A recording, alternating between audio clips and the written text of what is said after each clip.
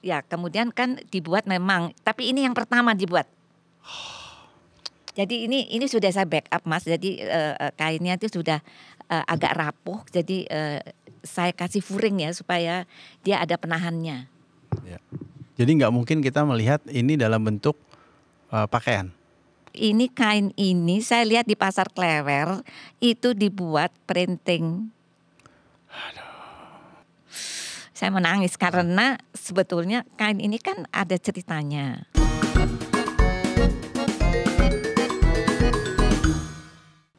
Merdeka, bicara soal kain Indonesia tentu saja tidak ada habisnya. Mulai dari motif, proses pembuatannya, tentu saja juga tentang kearifan lokal yang ada di baliknya.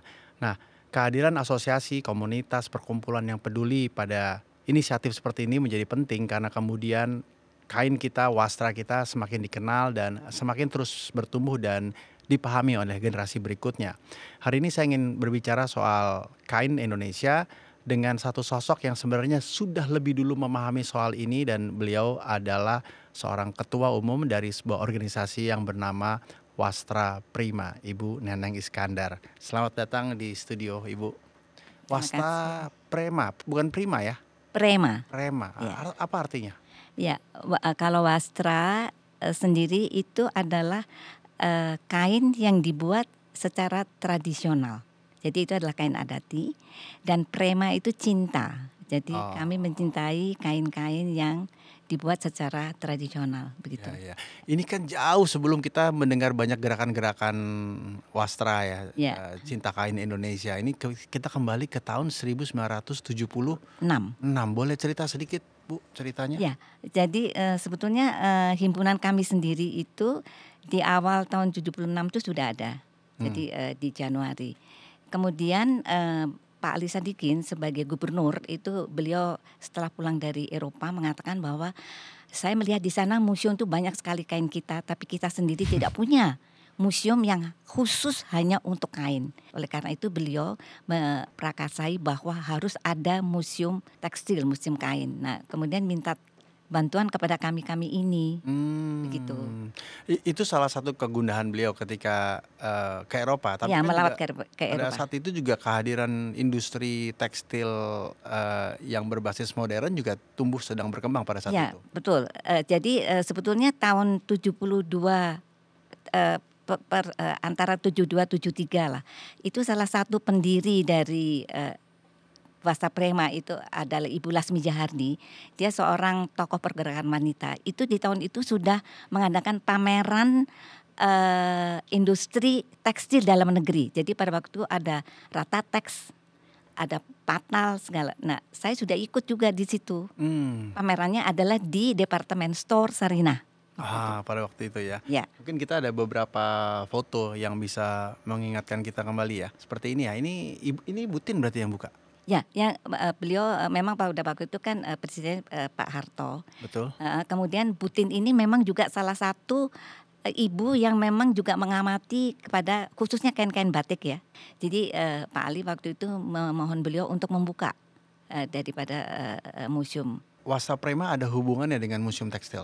Ya, karena pengisian pertama dari Museum Tekstil itu sendiri adalah dari kami, dari Wastra Prema yang memang mengumpulkan dari koleksi daripada para anggota, dan juga dibantu oleh Pak Ali Sadikin meminta kepada gubernur dari pemerintah daerah untuk menyumbangkan.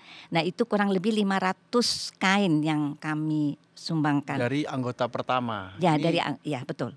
Ada berapa orang anggotanya pada saat itu? Sebetulnya nggak banyak, Mas. Ya, karena itu untuk museum ya, termasuk pada pendirinya pun itu menyumbangkannya itu bukan tidak 1-2 helai, tapi misalnya 15-20. Jangan semua kainnya disumbang. Gitu. Jadi awalnya 9 pendiri. 9 pendirinya, tetapi anggotanya sudah banyak, Mas. Kurang lebih mungkin 50-an lebih ya. 76 itu berarti Ibu Neneng udah ada di dalam peristiwa itu? Ya, kebetulan saya waktu itu masih kinyis-kinyis. Umur berapa tuh Bu kira-kira? Saya umur 24 kalau nggak salah. Siapa saja pendirinya? Pendirinya ya, itu ada 9. Pertama Ibu Lasmi Jahardi, Ibu Herawati Diah, kemudian Ibu Tin Sofiar, Ibu Min Safiri Salim, Anak Agung Gede Agung, kemudian Insinyur Safiun, Insinyur Martono, kemudian Bapak Sudarmaji Damai. Oh, jadi ada laki-lakinya juga ya? Ada tiga laki, Tiga empat laki-laki. Pak Martono pada waktu itu adalah dia kepala perindustrian DKI. Insinyur Safiun itu adalah Dirjen Tekstil pada waktu itu. Kemudian Pak Sudarmaji Damai itu adalah kepala Dinas Permusiuman DKI. Sebagai asosiasi apa yang kemudian dilakukan atau diperjuangkan? Misi dan visi kita itu memberikan edukasi mengenai kain-kain kita kepada masyarakat. Ya.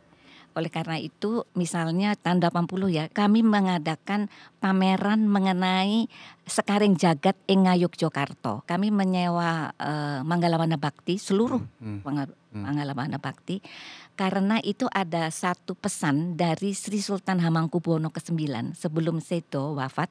Beliau mengatakan bahwa coba kain-kain saya ini diperlihatkan kepada masyarakat supaya masyarakat itu tahu. Ya, nah kalau kemudian kita bicara bentuk kerjasama antara Museum Tekstil dengan Wasta Prima tuh secara konkretnya seperti apa? Kan ulang tahunnya sama-sama Mas ya, tanggal 28 Juni.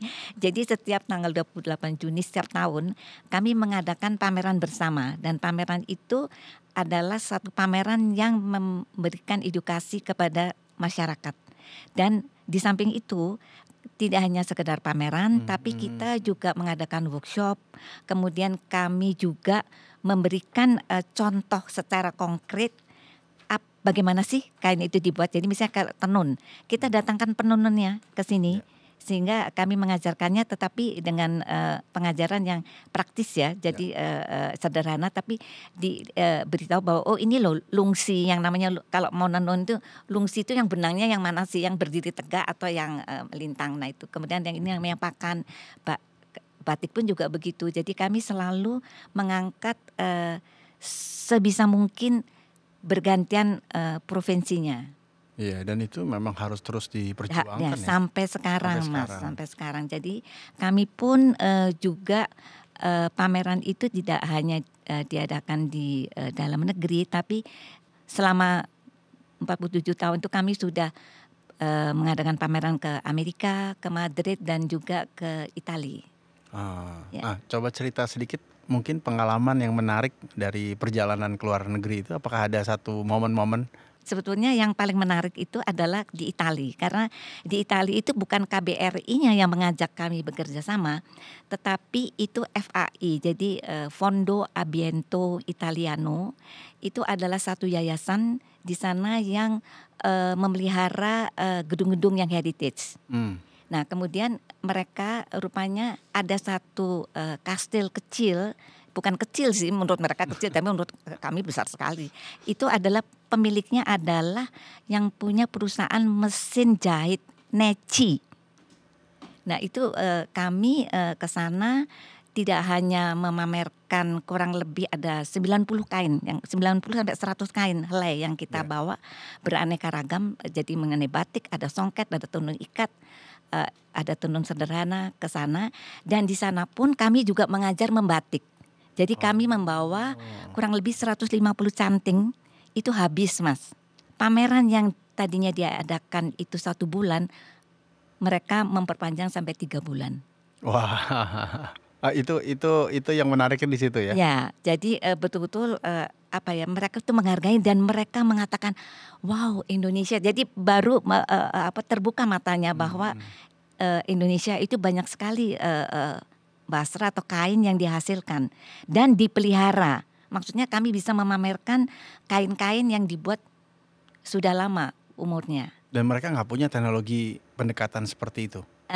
Kalau di sana itu kan memang kebanyakan mereka by mesin, tapi ada juga yang tangan misalnya menyulam atau tapi membuat kain seperti kayak batik itu nggak ada di sana, dengan canting yang khas Indonesia nggak ada di sana. Ya, nah sekarang kalau jadi anggota dari Wasta Prima, apakah anggota juga harus setor kain kah atau ikut jadi bagian dari edukasi kah? Ya, jadi begini Mas Arto, dulu pertama kali kalau mau jadi anggota Wasta Prima itu memang harus menyumbangkan 1 kain. Minimal. itu untuk pengisian museum tekstil. Itu sekarang sudah kami hilangkan, Mas. Kebetulan juga koleksi dari museum tekstil itu sekarang kurang lebih ada 3.500 pieces daripada kain dari seluruh Nusantara. Nah, sekarang kita punya beberapa koleksi ya yang Ya. saya lihat keren-keren banget, dan ini kayaknya punya kedalaman narasi yang sangat dalam. Boleh cerita sedikit Bu Neneng, mana yang mau diangkat? Ya, yang saya Boleh. mau angkat pertama itu yang ini ya. Ini adalah sebetulnya kain dari Gutiksuan Panembahan Harjonegoro. Kain ini oleh Presiden Soekarno pada jadi kain ini dibuat tahun 55, Mas. Ya. Jadi waktu kita habis merdeka, Presiden Soekarno itu mengatakan coba, karena ternyata Gutiksuan itu kan juga neneknya adalah pembatik yang terbesar di Solo. Pembatiknya itu ada ribuan, Mas. Gitu. Membuat kain. Nah, begitu ini adalah karya adiluhungnya yang pertama, namanya Samunggaling. Sebetulnya nama dari seorang yang tokoh ini ya, yang suka membela rakyat kecil. Kalau zaman dulu ayam diadu itu adalah sebetulnya kalau ada tamu agung, Ya. itu disuguhkan itu, Mas. Nah, ini Mas Harjonegoro, atau saya selalu itu guru saya, Mas. Itu Masku itu mendapat inspirasinya itu di Bali. Ada berapa banyak berarti Saunggaling ini? Ya, kemudian kan dibuat memang, tapi ini yang pertama dibuat. Jadi ini sudah saya backup, Mas. Jadi kainnya itu sudah agak rapuh. Jadi saya kasih furing ya supaya dia ada penahannya. Ya. Jadi nggak mungkin kita melihat ini dalam bentuk pakaian. Ini kain ini saya lihat di Pasar Klewer itu dibuat printing. Saya menangis karena sebetulnya kain ini kan ada ceritanya. Betul. Ya, maksud saya kalau misalnya dibuat cap sih nggak, saya tidak nggak boleh orang membuat printing, boleh saja, tetapi milih-milih lah untuk ragam hiasnya begitu. Ya. Jadi ini tahun 55, Mas. 55. Ini yang salah satu yang tertua ya. Ini yang tertua dari kain yang sekarang ada di meja ini. Ya. Nah, kemudian yang ini, Mas, ini adalah namanya Tumurun Sri Narendra. Jadi Masku itu membuat khusus kain ini memang untuk jumenengan Sri Sunan Pakubuwono ke-12. Jadi ini ya, Caturwindu. Jadi 64 tahun beliau sebagai Sri Sunan Pakubuwono ke-12. Tahun berapa berarti? Ini tahun 78. Ini jadi kalau Tapi masih preservasinya masih, yang ini jauh masih lebih bagus daripada ini ya kalau. Oh ya, masih kuat, Mas, karena ini ada simbol ininya ya, Mas ya, kan ada. Ya. Ada simbol keraton. Jadi saya pun mendapat kain ini memang dibuat oleh Masku, tapi saya nggak bisa pakai, Mas. Nanti saya Heboh. bukan heboh, dosa. Ini kan yang memakai rajanya, karena ada simbol keraton Solo. Ya. Dan juga limited, tentu saja terbatas. Oh ya, limited edition. Ini hanya dibuat sekitar 4 atau 5 kain. Jadi museum tekstil saya punya 1, museum tekstil punya 1, Mas Aji Damai sebagai waktu itu kepala ini ya museum DKI punya 1, dengan Ford Foundation punya 1. Wow. Jadi nggak ada ini. Nah ini, Mas, ini ada ini ya. Ya. Tertera Caturwindu ya Pakubuwono ke-12, ada tanda tangannya beliau. Ya. Nah ini, Mas, satu lagi ya, Mas ya, 2 lagi sebetulnya. Nah, ini terasa seperti Apa kalau Mas Arto lihat ini? Kalau lihat warnanya apa nih? ya Cirebonan. Cirebonan. Nah, kan orang kalau biasanya begini nih, oh Megamendung gitu. Betul. Kan. Ini bukan Megamendung, Mas. Ini adalah Sumping Karno yang memang tidak lazim dibuat, tetapi tekniknya itu seperti Megamendung. Iya. Jadi bergradasi. Ini jadi kalau dilihat, maaf terbalik ini.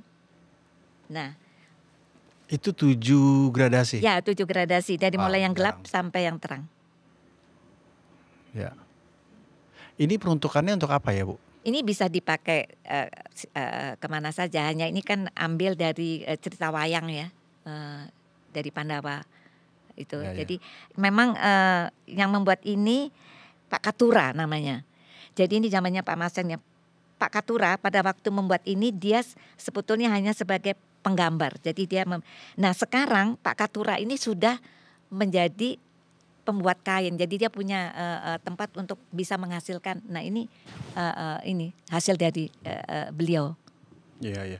Kalau dilipat seperti Megamendung, begitu dibuka baru. Nah, baru karena melihat gradasi warnanya ya Mas ya. Ya. Ini nggak lazim memang kalau orang melihatnya kalau dia, oh itu pasti Megamendung gitu. Tapi ini sudah tidak diproduksi lagi. Sumping Karnonya yang tidak sudah jarang, nggak ada lagi. Jadi ini Jadi waktu saya pakai ini, kebetulan dia ada acara di Museum Tekstil, Pak Katura tuh ada di situ. Dia lari mengejar saya. Ibu kok bisa? Saya bilang, Bapak lupa ya sama saya. Saya bilang, ini kan, oh iya Ibu Neneng ya. Baru dia, pantas Ibu punya gitu. Jadi Sumping Karno ini memang jarang. Bukan sebuah ritual atau sebuah momen yang kemudian diproduksi? Tidak. Jadi memang itu kan kalau cerita di wayangan kan Adipati Karno itu kan sebetulnya kan seorang anak yang tidak ini ya, tetapi kan beliau itu seorang satria yang unggul. Nah itu di situ ininya maknanya ya. Satu lagi ini adalah songket. Ini songket dari Sulawesi Mas, namanya Lipa Sabe. Ini dari benangnya itu dari sutra Mas ya. Kemudian ini sudah sekarang kalau lihat dari Sulawesi Makassar itu nggak ada di motif yang seperti ini nih. Sudah jarang banget ininya. Nah ini Mas, kain-kain ini saya bawa semua ke waktu di Itali, di Milan. Milan itu. Ya, itu. Oh ini koleksi ini yang dibawa? Ya, jadi ada beberapa sebetulnya Mas itu. Jadi kami waktu itu membawa 90 kain. Kebetulan ada bukunya sebetulnya Mas. Setiap pameran kami selalu mengusahakan untuk bisa membuat katalog, karena dengan katalog itu menjadi arsip buat kita. Pertanyaan saya tuh, apakah kemudian sampai hari ini jumlah 3.000 kain itu yang di Museum Tekstil itu adalah memang itu yang dimiliki oleh bangsa kita, atau sebenarnya masih banyak lagi dan itu baru yang bisa ditemukan? Sebetulnya Mas, kalau kita mau giat, itu sebetulnya banyak sekali kolektor yang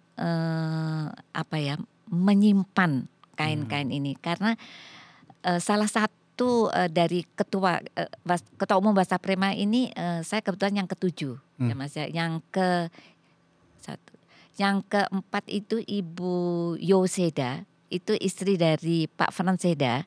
Itu rupanya beliau itu adalah kolektor dari kain tenun yang dimiliki itu semuanya bermakna Mas. Langka sekali. Saya karena kebetulan saya juga mengurus rumah dari Rumah Wastra Yoseda itu.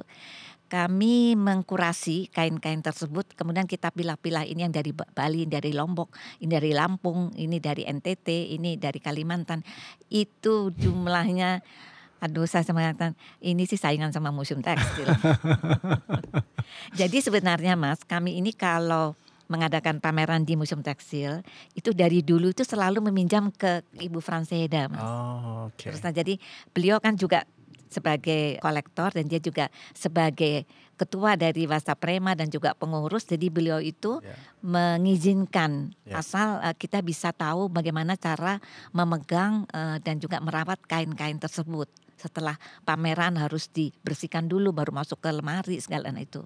Nah ini saya takjub sama ini nih Bu. Ini songket juga. Ini kenapa kemudian bahannya apa ya Bu ya? Ini jadi songket ini dari Sumatera Barat. Ini dibuat di Pandesike. Songket ini dibuat memang berlajur-lajur dan kalau dilihat setiap lajur itu beda ragam hiasnya. Nah ini yang sudah jarang digunakan atau dibuat.